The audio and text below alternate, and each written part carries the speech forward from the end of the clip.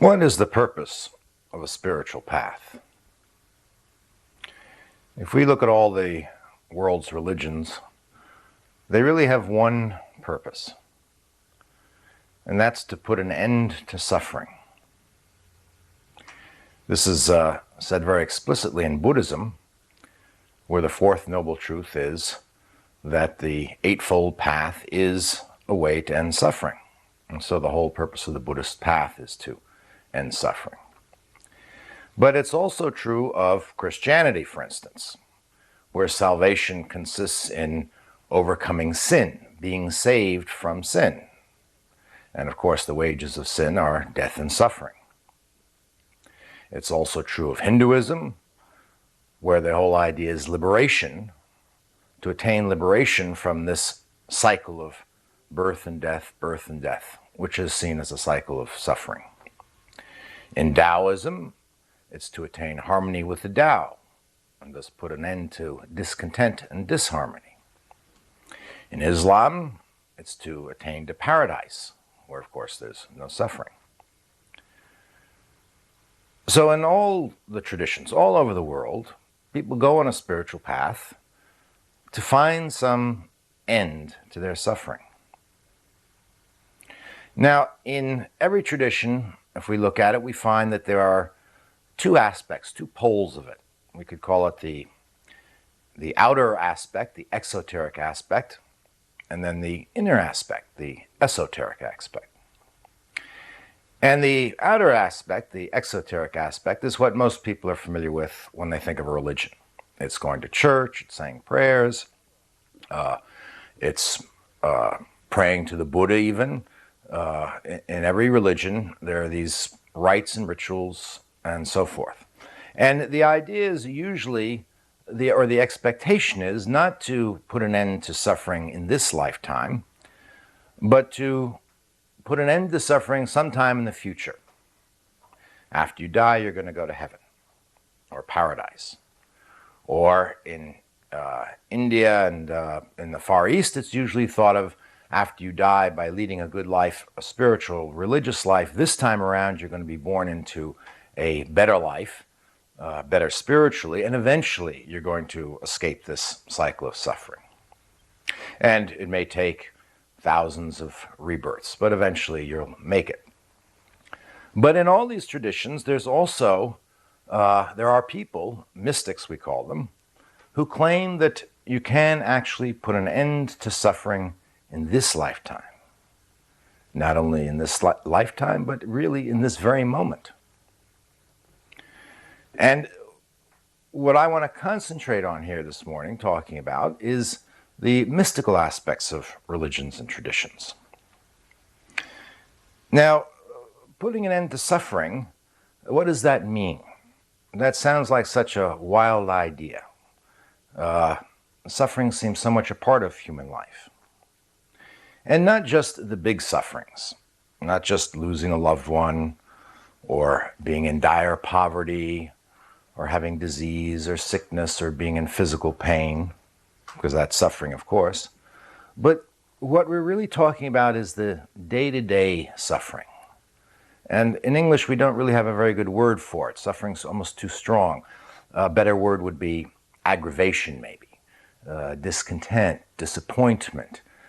And if you examine your life, watch your life day to day, you'll see that most of your day is spent in this with a little bit of discontent. Always expecting something, wanting something a little better. Always a little disappointed, a little anxious, a little fearful, a little guilty. All these things is are what we mean by suffering, this term suffering. So again, this sounds really outrageous that you could actually put an end to all that. Is that really possible? Is this claim that mystics make that actually there's no more suffering, or there's a way to put an end to this suffering? Is that really realistic, or are they sort of exaggerating? Maybe they're saying, well, a spiritual path will make your life a little bit better. But no, the claim is actually that it puts an end to suffering. Now, most people think of suffering as an emotion. And so one of the great errors is to think that this attainment of an end of suffering has to do with the ending of emotions. And this really isn't true. And this is a very difficult thing to explain, but we might get some idea of it this way. We might ask ourselves, why does an emotion, the same emotion in one situation, cause suffering, and in another situation is something that is joyful, is something that we cherish and relish? Now, let me give you an example. For instance, if you're walking down a dark alley and a shady character with a limp and something glinting in his hand starts following you down that dark alley, you're going to experience fear. Your hair might stand on end, your muscles will start to tremble, and you'll experience this as suffering. Pretty extreme suffering, probably. Now, if you go to see an Alfred Hitchcock movie, you're paying, whatever the price is these days, $5, to buy a ticket, to go into that theater, and to experience the same emotion. And you sit there, and on the screen, there's the hero or heroine walking down the street, and some shady character comes up behind her with something glinting in his hand, and he limps after her, and she starts to run, and he starts to run, and you experience that same emotion, but this is what you've paid your money to experience. You relish it in the theater. So this is what I mean, that we're not talking about putting an end to emotions. We're talking about experiencing emotions, and indeed all of life, from a different perspective. What makes the difference when you're in a dark alley and someone's following you, or when you're in a movie theater, is the context, the perspective. It has something to do with what you know about the reality of the situation. So in the dark alley, you think, oh, this is real, it's really happening to me. In a theater, you know it's not real and it's not happening to you. Now, this speaks very directly to the message of the mystics. The cause of our suffering has to do with a mistake in our experience of reality, in the way we feel, think, and experience our lives. It has to do with a kind of delusion we have. And so it stems from an ignorance. We don't really know what the truth of our situation is, what the reality of our situation is. Another very common analogy we find in mystical traditions, it's as if we were dreaming. That this life we have is like a dream, and in a dream, you take the dream to be real. So if you're being stalked in a dream, you experience terror and you experience it as suffering because you think you're really going to be injured, killed. You have a nightmare. And when you wake up from the nightmare, you realize, oh, it wasn't really happening. And you notice that the solution to the problem of the suffering in the dream isn't that you overcome the stalker. That might happen in a dream, but then you might dream of another stalker. The real solution is to wake up, to see that, oh, it's just a dream. And if you could wake up in the midst of the dream and realize, oh, this is just a dream, the whole context would have shifted for you. You might then enjoy it the way you would a movie. You'd have the same emotions. You would be seeing the same things, you would be feeling the same things, hearing the same things. What has changed here? So a spiritual path is really about dispelling some sort of ignorance about the world and about ourselves. Now, earlier I talked about attaining this end of ignorance. And really that's a mistake, or it's not a very accurate way. If we want to be really precise about talking about this, it's not a question of attaining anything.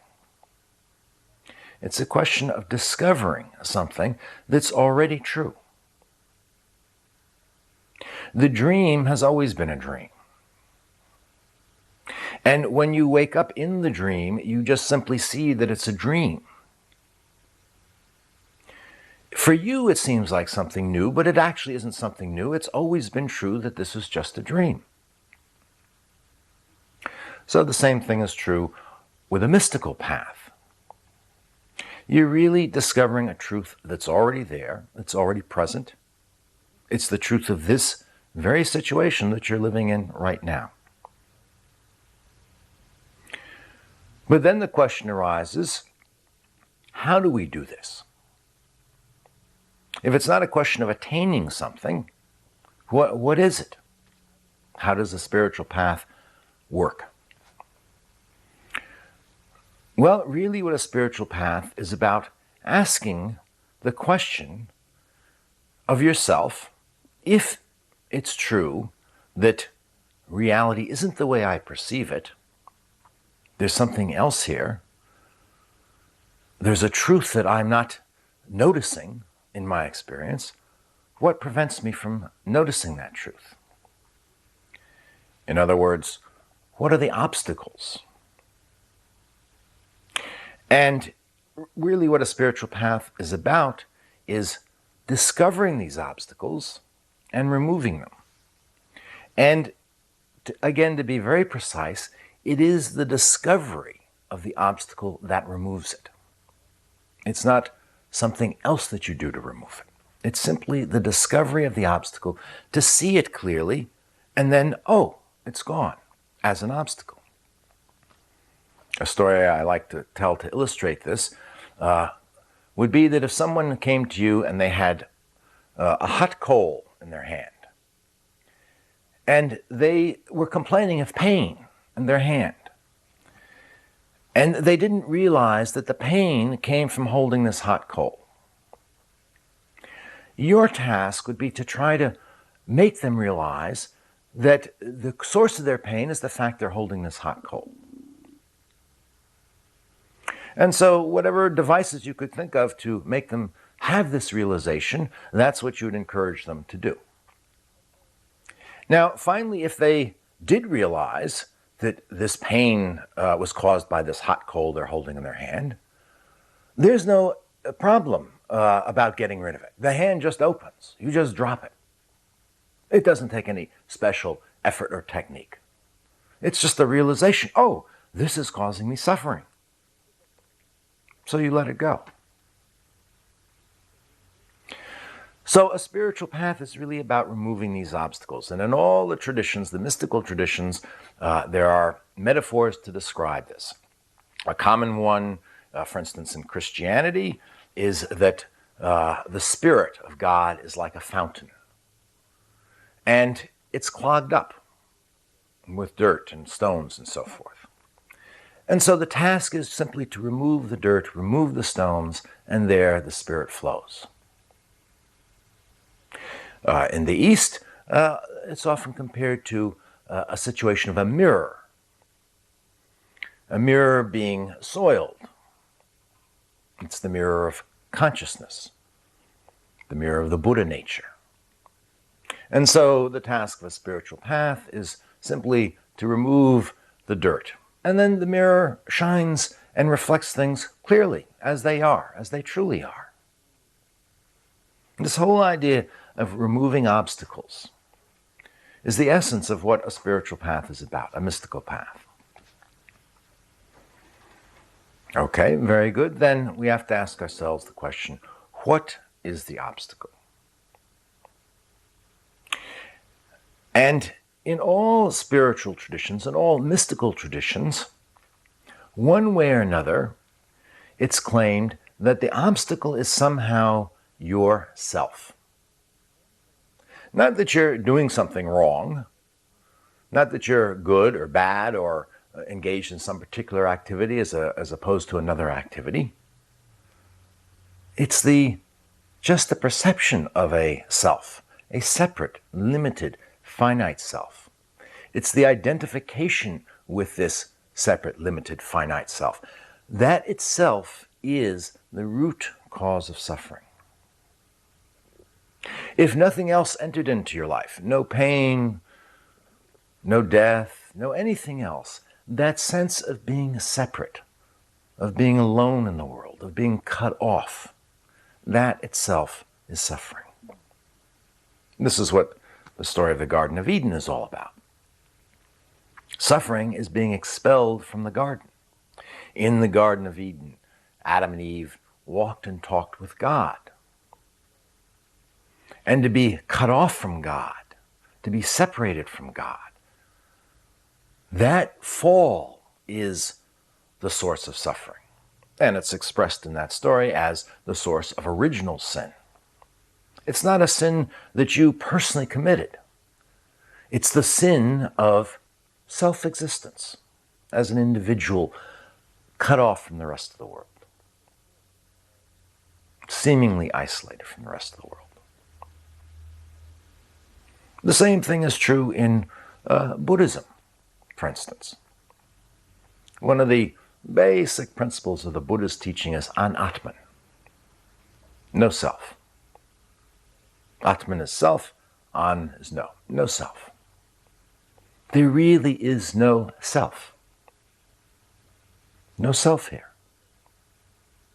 So the question arises, if there's no self, who's suffering? Who's being born? Who's dying? Who's the victim of all this? If you could really realize that there is no self in all this, then the victim would disappear. If you could realize that you aren't really that character in the dream running down the alley, if that identification could be broken, you simply see that, oh, that's not who I am. I am the dreamer of the whole dream. In a certain sense, you could say I am everything then. I'm the person running down the alley. I'm the shady character chasing the person running down the alley. I'm the alley. I'm all of it. I dream this dream, and I dream other dreams, and all these things happen in the dream, but they don't actually happen to the dreamer. Except as experience, just the experience of dreaming. This is the same thing is true in Hinduism. The core delusion, or core ignorance in Hinduism, is this sense that the I, Atman, is somehow separate from Brahman, which is the all, the absolute, the infinite. And so the core realization that affects this emancipation from suffering, this moksha, this liberation, is simply the realization that this Atman is this Brahman. This Atman isn't a particular physical body or an exclusive set of emotions and thoughts occurring in a world, in an alien world. That the true identity of you is this whole world. So, the great slogan of all of Hindu mysticism is Tat Vam Asi. That I am. That Brahman is what I am. In Taoism, it said that the Tao is that from which you cannot depart. So in a certain sense, your struggles to conform to the Tao, to maintain harmony with the Tao, or to restore harmony with the Tao, aren't real. The Tao is that from which you cannot depart in the first place. You think you've departed. You think you're outside of the Tao, or out of tune with the Tao, or in disharmony with the Tao. But truly speaking, you're not. So it's this realization again. The same thing among Christian mystics. There's nothing but God, Meister Eckhart says.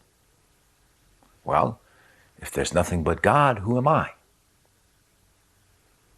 Then my suffering comes from the sense that I am not God, that I am somehow separate from God. Meister Eckhart gives a very good clue on a spiritual path. He says, many people think that they're traveling to God and eventually they'll see God face to face. He says, but this isn't true. God and I, we are one. You never meet yourself face to face. You meet an object out there face to face. But you cannot see yourself face to face in that sense. So, it's not a question of finding some object out there. It's a question of just realizing something about all these objects right now. Kalu Rinpoche, a great Tibetan mystic who died fairly recently, was asked, is there an end to the spiritual path? And he said, yes. He said, the end of the spiritual path is to realize you are nothing. And when you realize you are nothing, you realize you are everything. And that's probably said as succinctly as is possible to say. So, how do we go about removing these obstacles? How do we go about seeing this essential truth of the world? That I am not some separate object in the world that has sort of popped up like a little bubble and is going to be here for a blink in eternity and disappear forever into this abyss of nothingness. Well, in a certain sense, no one can tell you how to see that. It's here all the time. It's obvious. It is the true condition of everything all the time. But what you can do is look at your delusion closely. And so the first principle of a spiritual path is to pay attention. If this is true, that the self doesn't really exist, yourself, your experience of yourself this way, then you want to watch very closely those moments when that sense of self is very sharp, is very strong. You want to see what composes this self that you think you are. You want to ask yourself the question, who am I? I mean, really, who am I?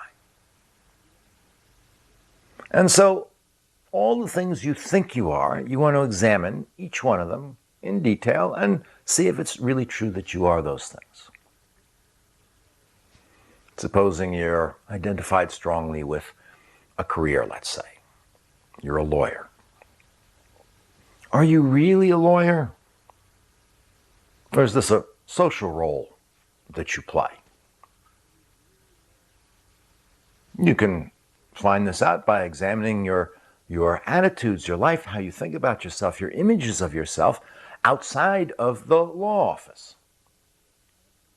Do you act like a lawyer with your family? Are you stuck in that role? If you are, if you find yourself treating your family as though you were in a law court, that's the time to realize, oh, but wait a minute, I'm not really a lawyer. This is a role that I play at a certain times of the day. But here you see that you are attached to the role.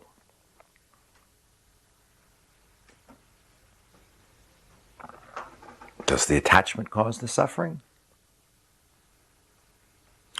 These are the kinds of questions you begin to ask yourself on a spiritual path. You begin to examine your life, to pay attention, specifically to make an inquiry. This isn't just a philosophical inquiry. This is really a moment-to-moment inquiry about what's going on. It requires your giving up a lot of preconceptions. Much of what you think you are is something you've inherited from your culture, your family, your friends, your peers. Don't just accept it.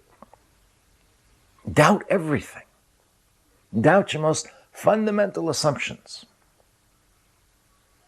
And you look for yourself and see if they're true. Now, this sort of inquiry, this paying attention to your life, requires a commitment. You can't just do it once in a while.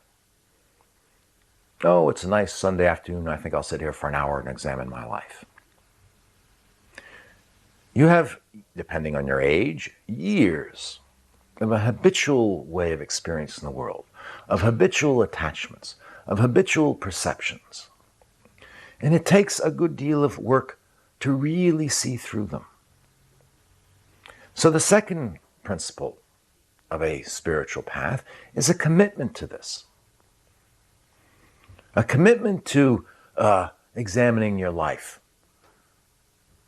moment to moment, day to day. A commitment to the truth, which you don't know yet, but to finding the truth and not being satisfied with anything that is less than the truth.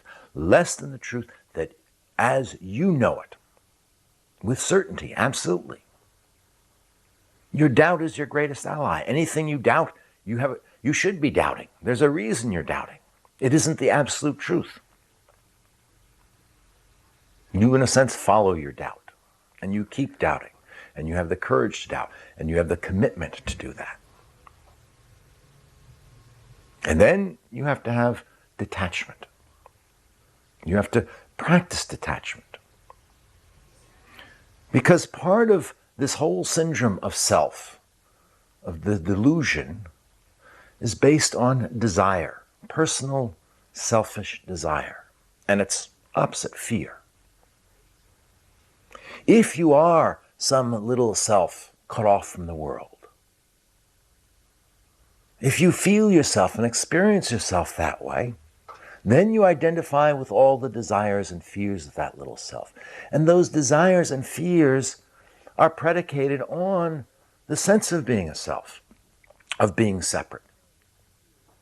In truth, it's funny, in desire and fear, there's a kernel of truth right there. You feel you don't have things, and so you desire them.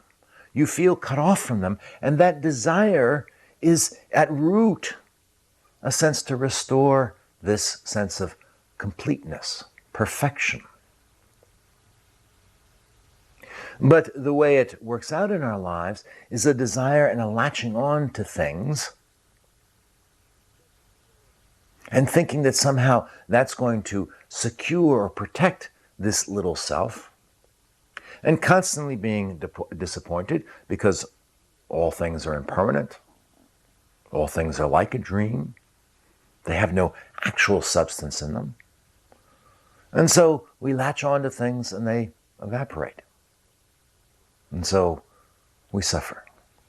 And so you realize that in this process, you realize that this attachment is a major cause of suffering. That's like the clinging to the coal. Practicing the detachment isn't some stoical form that you assume towards the world, a stance that you assume towards the world. It's really seeing, it's because I'm attached to this cat, for instance, that's sitting over here, which you probably can't see. It's because I'm attached to this cat that I'm going to suffer when this cat dies. Now notice, I didn't say you won't feel sad when the cat dies. If you don't feel sad when the cat dies, it means you didn't love the cat very much. But will that sadness cause you suffering? Or will you experience that sadness as part of love, of the complete sense of what love is all about. So will you experience it sweetly? It all has to do with your attachment. It has to do with your fear. If the cat dies, I could die. So practicing detachment isn't a stoical attitude you take towards the world where you cut off your emotions about a cat. It's the willingness to let the cat go, to be detached, to let the world arise and come and go, to cease to be hankering after it, to be grasping onto it, to be trying to clutch it and control it, to relax, to start to treat it as play. The greatest attachments we have aren't the gross attachments to cats and things like that. They're attachments we have to our own images of ourselves. You want to be a strong person. You're attached to an image of yourself as being a strong person, someone who doesn't make mistakes. And so when someone criticizes you, you suffer. You're holding on to an image of yourself as someone who never makes mistakes. To see those images clearly, to release them and let them go. Then someone criticizes you, so what? Okay, I said something stupid, big deal. It's this beginning to relax. This is what detachment is really about, to relaxing this grip on life. Letting life just live, just be what it is. Not trying to force it into preconceived molds of what it should be.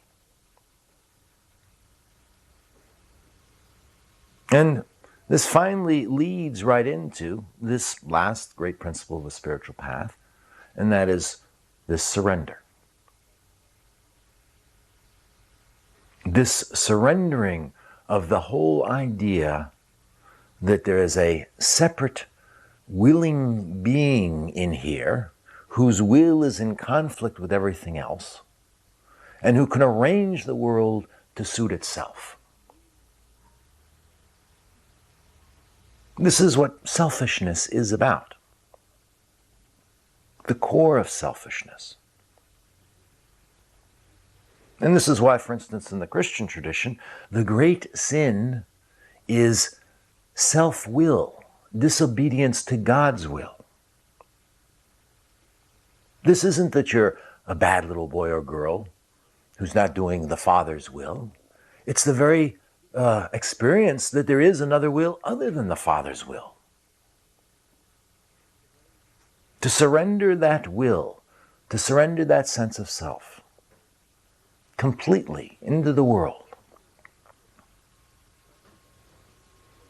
And really what this attainment of the end of suffering is, this enlightenment as it's called, or as I call it, this gnosis, this knowing, is simply that, when this whole sense of self is completely surrendered. When a spiritual path brings you to that place where there is nothing more you can do, either from a mundane point of view or even from a spiritual point of view. When you are at that place, then it just becomes obvious, the truth of the world. There was only one will all along. There was only one reality.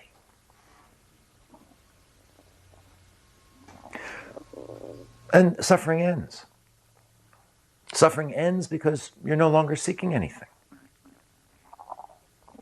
You're no longer trying to grasp this and hold on to that and attain this.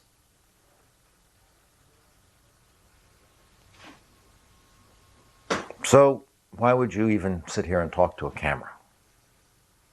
And a lot of people ask me this question. They say, well, gee, if I didn't want anything, I would have no motivation. I wouldn't do anything.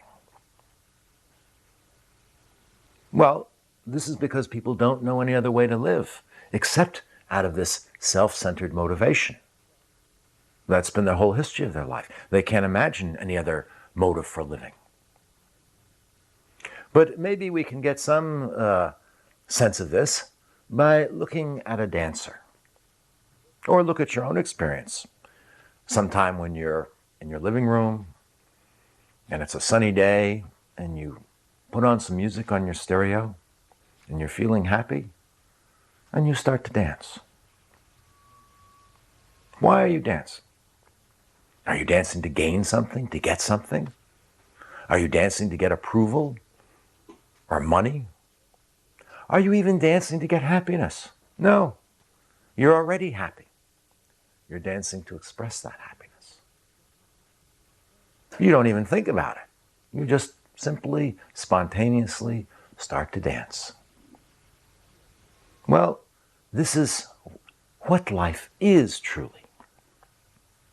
This is what the whole world is truly. Poetically speaking, it's the Leela of God. It's the dance of Shiva. It's the creation, which is, according to the Bible, Katova. It's good. God creates the world, he makes all these distinctions, and he looks at it and he says, Katova, it's good. In Islam, there's a beautiful answer to the question, why did God create the world? It's a poetical answer. But Allah responds to Muhammad when Muhammad says, what should I tell people when they ask why you created the world? And Allah says, I am a treasure who longed to be known. And just as, if in a certain sense, Shiva knows himself through his dance, the dancer is the dance. The dancer unfolds all the potentialities that the dancer has in the dance. And so this happens with the world. And it happens with your life. It's happening right now with your life. The trick is to know it.